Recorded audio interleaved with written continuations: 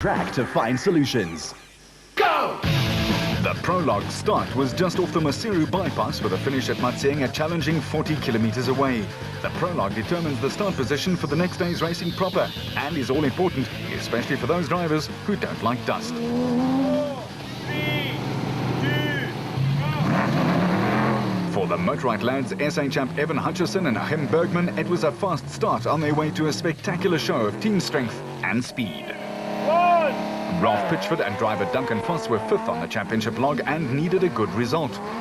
While Woolridge and Schulthammer, who were both victorious here on motorbikes in the past, had to try to get one over Grobler. Seemingly, some pit crews had equipment and transport problems early on.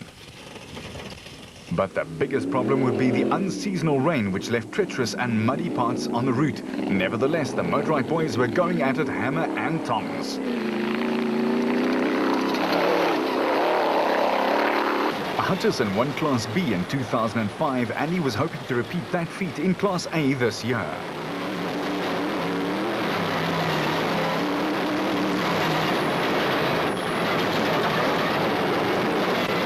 Sometimes you wonder just how do they do it. Motorite teammates Alfie Cox and Henny Terstegen, also in a bat, were equally impressive, and it was clear Alfie just loves the Lesotho countryside.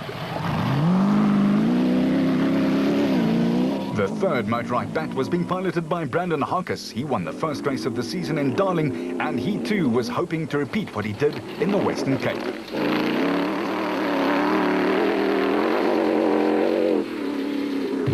The Rapsa bat of Nodis Alberts and Colin Hunter was covered with mud in just the first few Ks, but that did just not stop them from blazing along.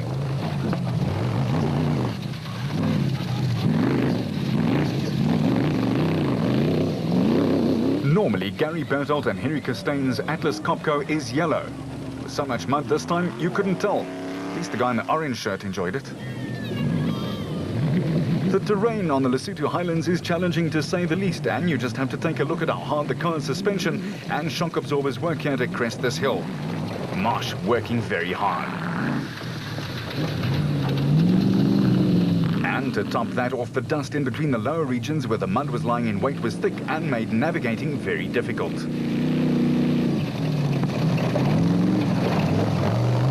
In car with Foss and Pitchford, it was clear that the drivers and their co's would be pushed to the limit, as would some of the fence posts on the route.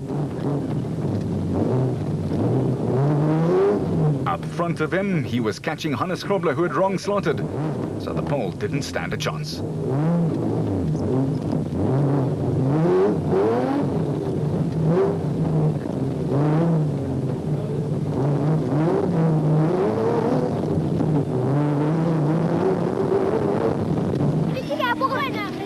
One of only 4 drivers out there flying solo was Colin Matthews, who was flying along the fastest early on in the prologue.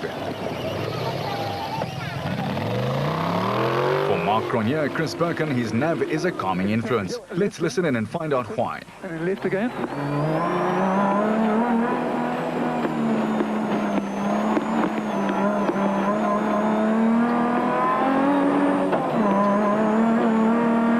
The right 3 coming up in 200. You go out of here.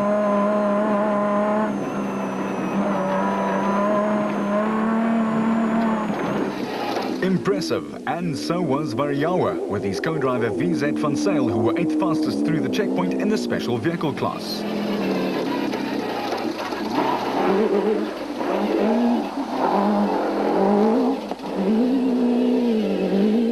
Mark Corbett and Jean Moore have enjoyed their time in the new Nissan Navara in the Century Properties livery, and after a fine podium place in Limpopo, they were the 3rd quickest of the production cars and were 3rd in the SP class.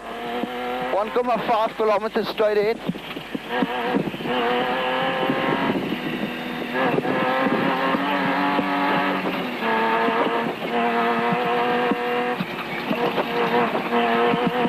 The hills and normally rustic farms of the Lesotho countryside were reverberating to the sound of high-tech deep-voiced engines, such as the SP Class Ford of Woolridge and Schulthammer, who were just a minute or so off the lead pace in class.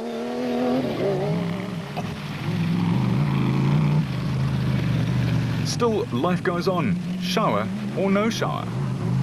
Archie Rutherford and Craig Doubtfire in their Nashua Mobile race car were going well until they turned soft left instead of hard left.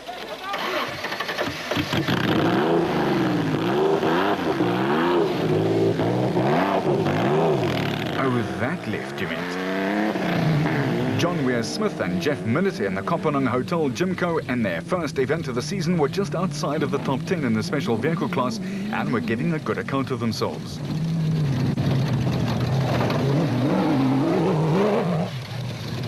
While Richard Schilling seemed determined to give our cameraman a mud pack.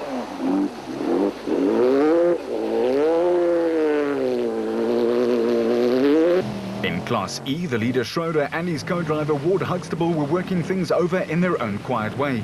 Yet they were feeling the pinch of a tough route. For the special vehicles, it was a lot easier on the car and on the inhabitants' bodies.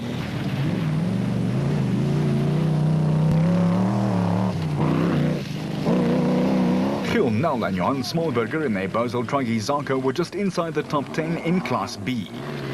But listen to that engine taking stick in the mud.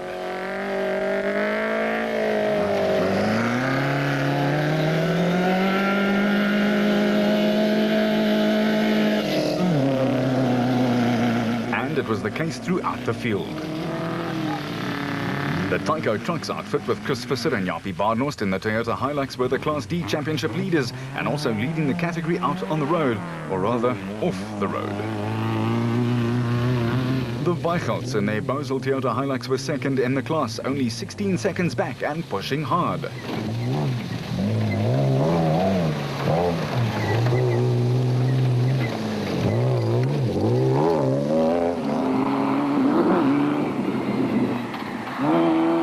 This mud was tough to negotiate. Here's how to do the unplanned donut maneuver.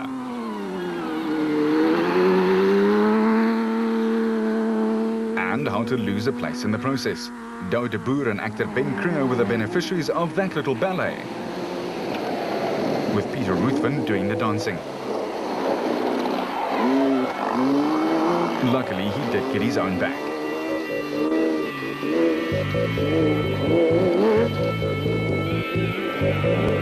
Looking remarkably clean, the Bozel Toyota Hilux with Mark and Stuart Moffat aboard was coasting along to a prologue win in Class E in 52 minutes exactly.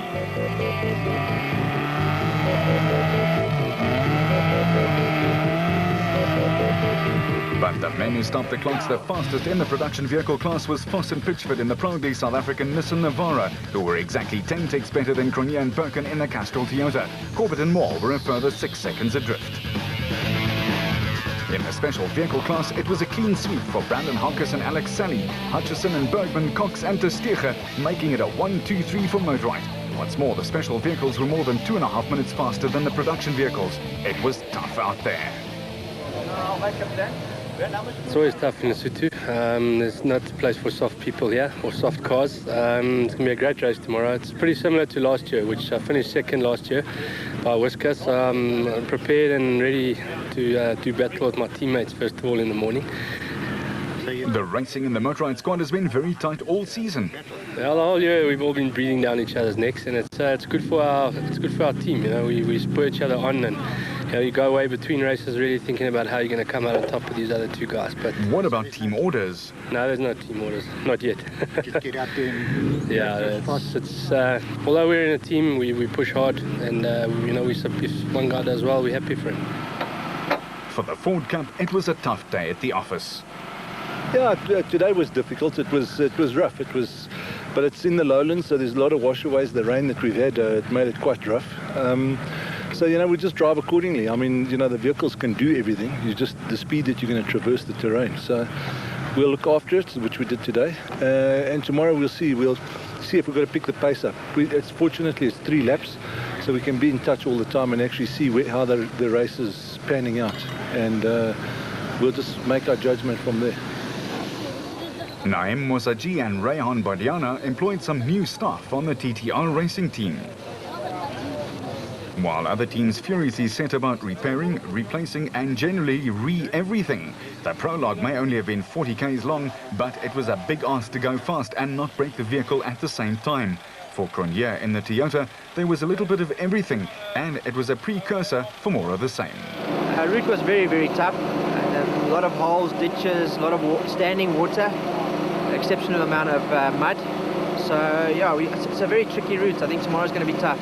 For Hannes Grobler, it was a lowly prologue finish of 21st overall and 5th in the production car class. He was 3 minutes off the pace set by teammate Vos. We started first and it wasn't easy to find the route. Some of the markers were like old markers from last year. It looks like we've done the same prologue as last year, and we battled a little bit to find our route through the rivers and all the flayers. So it wasn't easy, and there was no marks in front of us, and we went a little bit wrong at one place. We lost a bit of time, but we took it easy. It was very rough. You tend to forget how rough this roof, basically, as I called it, is. And tomorrow is a long day, and I think some of the guys maybe went too fast today in the rough. We'll see tomorrow what happens. Vehicle and